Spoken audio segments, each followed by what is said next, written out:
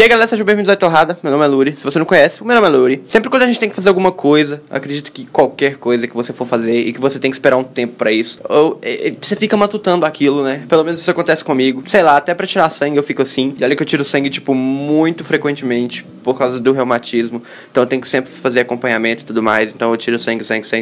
E todas as vezes que eu vou tirar sangue é a mesma coisa, é a mesma treta que dá na minha mente. Mas isso a gente releva e vai seguindo, né? Bonitinho, só vai. E eu queria conversar com vocês hoje sobre entrevistas de emprego e alistamento no exército. Mas o alistamento no exército eu já vou avisando que eu sou um pouco suspeito pra falar sobre isso. Porém, tem algumas coisas pra falar que são, assim, mitos. Eu acho que desde quando eu tinha 11 anos, eu tava esperando pra alistar no exército. E era pra mim, assim, era uma coisa de horror. Pra mim era como se eu tivesse indo levar uma facada no coração sem anestesia. E as pessoas também, elas não colaboram. Elas sempre ficam falando coisas horríveis, assim, né? E eu não sei se isso varia de cidade pra cidade, né? Porque cada cidade tem a sua comissão de seleção lá. Então cada cidade é uma coisa diferente. Mas pelo menos na minha, não, foi esse horror todo, essa coisa toda estranha. Foi uma coisa bem tranquila. Mas como eu disse, sou suspeito pra falar porque eu tenho reumatismo. E funciona da seguinte forma: você vai chegar e vai ter uma fila do lado de fora. Aí sai um general lá fora, não sei se é general também, não sei o nome de nada. E ele fala umas coisas lá, ele é bem grosso, inclusive.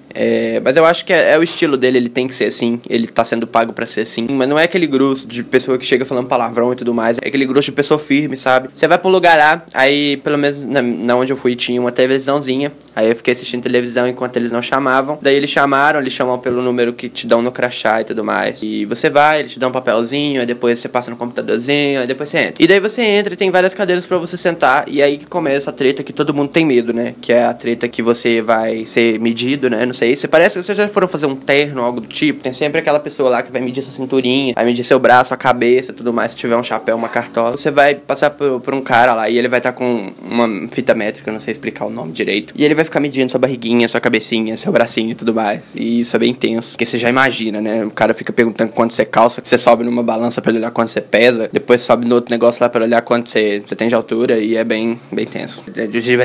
É bem complicado. Mas é super simples, isso é um procedimento padrão. Então, eles vão medir, eles vão perguntar quanto que você calça, eles vão blá blá blá blá blá blá. E na mesma sala, assim, vocês têm, tipo, um lugar que você para, assim, e tem que puxar um trem do chão. E eu não entendi muito bem como aquilo funciona, porque no dia eu tava com muita dor nos ombros, então eu não consegui puxar aquele trem direito. Mas é um trem que você puxa e não levanta. E não sei o que é aquilo, eu não entendi como funciona. Mas só sei que eu sentei lá e fiz assim no negócio, fiz tipo assim no negócio. O cara falou, puxa, eu falei assim, não consigo, porque tá doendo aqui e aqui, é bem tenso, eu tenho artrite e tudo mais. Aí falou, que pena. E depois deu um exame de vista em que eu percebi que muitas pessoas ficam mentindo, porque o negócio é bem pertinho, não fica longe. E gente que nem tava de óculos, tava falando que não tava enxergando nada. Ele foi e perguntou, o que você tá enxergando aqui? Aí o menino só fazia assim. O que você tá enxergando aqui? O menino só fazia assim. Eu falei, como que chegou aqui sem óculos, meu filho? Você não tá enxergando nada. Tem uma letra que ela é sempre maior no catálogo, né? Se eu não me engano, é a letra E que fica em cima. E ela é tipo desse tamanho assim. E o cara perguntou, o que tá escrito aqui? Ele, não sei. Velho, tudo tem um limite, né? Pelo amor de Deus. Daí tem vários boxes, tipo de provador de loja mesmo, que vocês vão entrando. E ali, pessoas dizem que ficaram peladas, pessoas dizem que não ficaram. Eu não fiquei.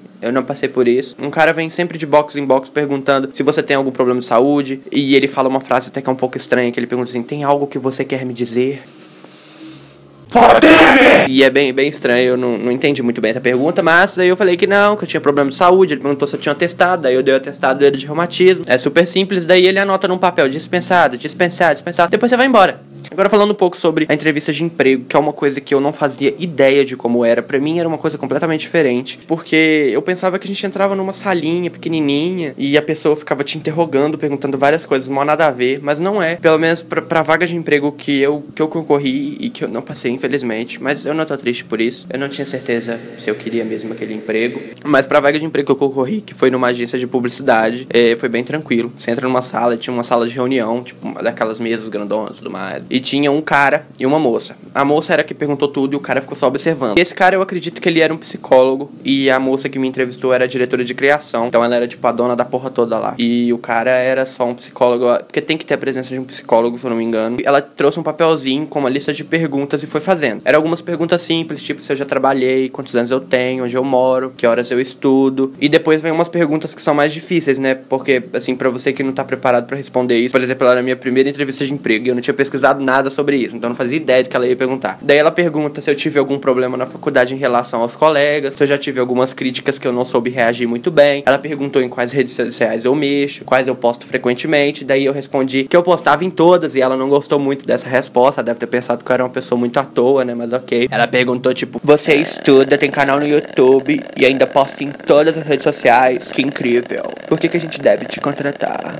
Foi bem tenso. E daí ela faz algumas outras perguntas, como por que eu queria publicidade e propaganda, como eu descobri a publicidade, e eu fui um pouco sincero demais nessa resposta. Eu falei com ela a verdade, né, que eu descobri publicidade assistindo Alvin e os Esquilos. Ela riu muito, o cara que tava do lado dela caladão também riu. Eu achei que foi uma resposta digna, mas não rolou. Quem sabe um dia eu fico rico com o YouTube, né, então... Se eu estivesse trabalhando, não ia dar certo, porque eu não ia ter tanto tempo pro YouTube como eu tô tendo agora. Então eu espero que eu tenha sanado as dúvidas em relação a isso de vocês, ou as suspeitas que vocês tinham. Fazer o que, né, gente? É nóis. Espero que vocês tenham gostado do vídeo, se inscrevam no canal. Se vocês já são inscritos, ativam o sininho, que isso é muito importante. Deixa seu like, comenta aí embaixo o que você achou. Se você tem alguma dúvida a mais, eu respondo todo mundo. E até a próxima.